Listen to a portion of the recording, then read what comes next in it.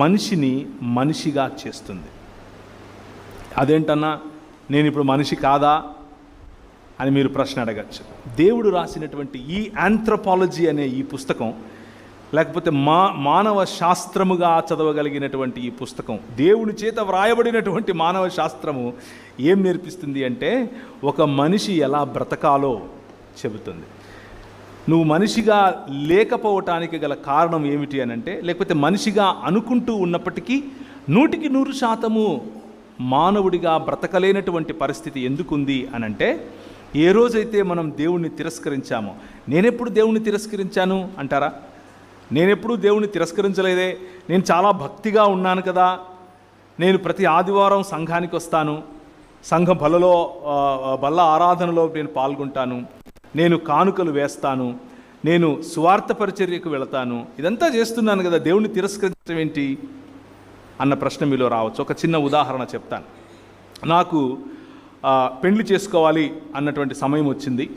మా పాస్టర్ గారు పిలిచి, అయ్యా మా బిడ్డను నీకు ఇచ్చి పెళ్లి చేయాలనుకుంటున్నాము, మీ అమ్మ ఫోన్ నెంబర్ ఇస్తే నేను మాట్లాడతాను అని అన్నాడు. సరే అని చెప్పి మా అమ్మకు నేను ఫోన్ చేశాను.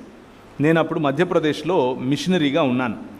మధ్యప్రదేశ్లో నేను 11 సంవత్సరాలు దేవుని పరిచర్య మిషనరీగా చేశాను.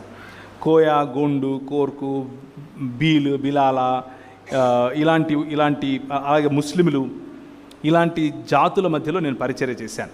అలా పరిచర్య చేసే క్రమంలో మా పాస్టర్ గారు నాతో ఇలా మాట్లాడినప్పుడు మా అమ్మకు ఫోన్ చేశాను. మా అమ్మకు ఫోన్ చేసి, అమ్మ మరి ఇట్లా మా పాస్టర్ గారు వాళ్ళ అమ్మాయిని ఇచ్చి పెళ్లి చేయాలనుకుంటున్నారు, మరి నీతో మాట్లాడతారంట, నంబర్ ఇస్తాను అని నేను మాట్లాడుతుంటే మా అమ్మ నన్ను ఒక ప్రశ్న అడిగింది. మా అమ్మ 1800 చిల్లరలోనే, అంటే కాకినాడ ప్రాంతానికి